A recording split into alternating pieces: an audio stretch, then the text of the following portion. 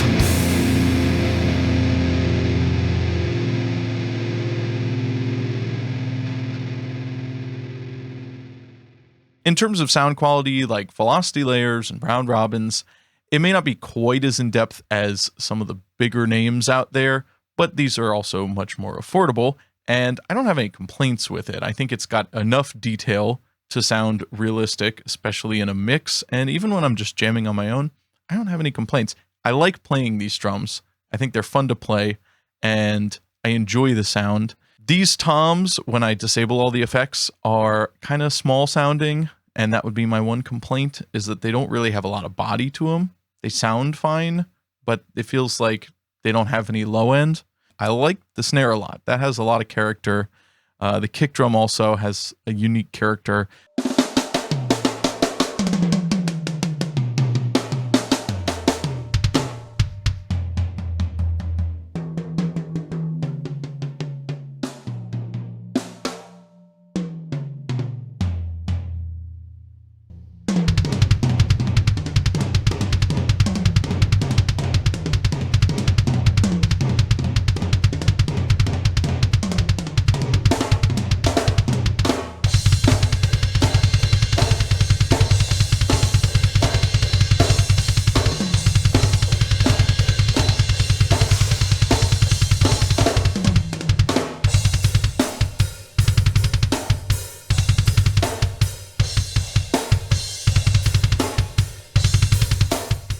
I would say all of their libraries, for whatever reason, tend to be on the kind of thinner side, not as big and real and massive as a lot of other libraries, and maybe it's to make it more mix ready, except that I think they can sound thin in a mix too. So who knows, but I'm going to do some mixing on this one and see kind of how far I can push it with my own processing.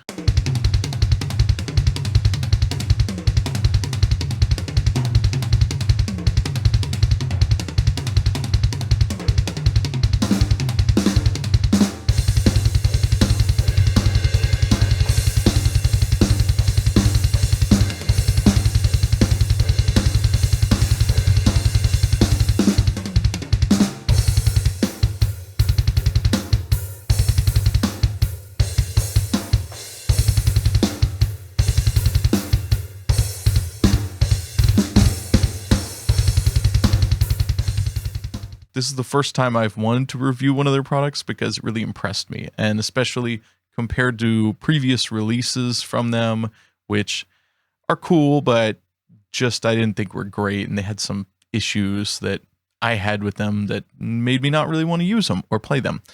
This one is actually quite fun to play.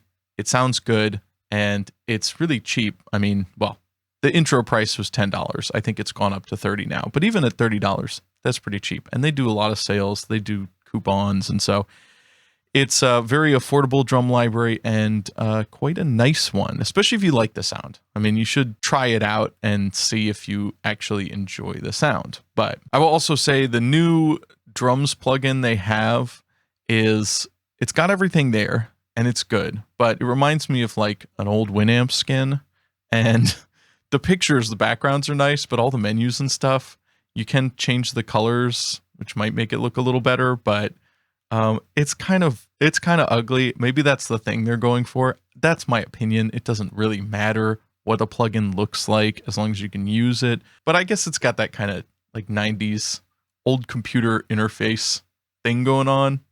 Who knows?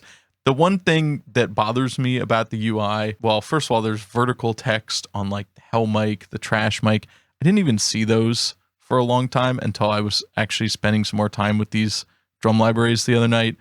And I was just looking through everything, and there was a bunch of stuff that I didn't know you could do in the plugin because I'd never bothered to look. It was also just not very obvious visually. There's a little bit of like hierarchy and guiding the user, perhaps, in terms of what do you want them to see and what's important for them to see.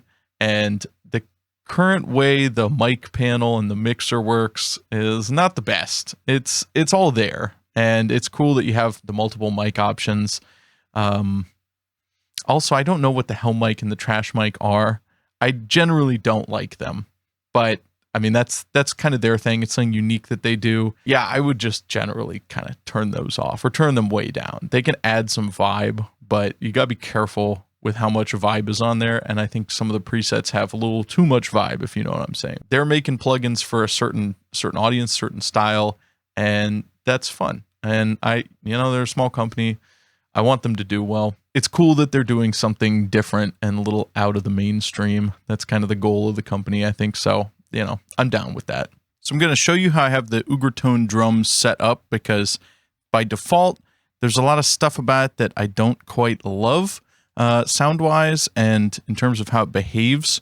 So here's my solution, what made it work for me. First of all, most importantly, turn the humanize off. Now, this is for E-drums. Maybe if you're just programming it, you might want to leave it on. That's up to you, but you can also just do velocity stuff in your MIDI files, which is how I would prefer to do it. So I turn that off. I also turn off all the effects. I can use my own reverbs and stuff, and I'm not usually a big fan of how the reverbs sound in this. So I turn all the effects off, and I turn the humanize off. That's the main thing. Then the mixer, I've got the hell mics just turned off, and I've got the trash mic pretty low on all the channels. I've got a little more on the toms than on the snare, and there's none on the kit. I started with the Noob Metal preset, and that's what I built this off of. I think it sounds pretty good. It's a little different sounding drum library, and I'm pretty happy with how it sounds now. The humanized stuff really bothered me in the past, and just getting rid of that solved that problem. So that's my tips for setting it up for eDrums, and you can tweak it from there. So I hope you enjoyed this look at the Ugritone Tight Studio drums. I'll put a link in the description if you want to go check them out. And if you are looking for a sample library and you're considering them, this would be my recommendation as a starting point, unless you really want something that's more raw. But I think this is kind of raw enough, even though this is supposed to be their modern and polished sounding ones. I think there's enough vibe and character that makes it not quite as polished as most of the other offerings out there, while still having a good sound quality and not being frustrating in some ways with things not sounding like I like them. But hey, that's my opinion. Thanks for watching. Please like and subscribe, and I'll see you in the next video.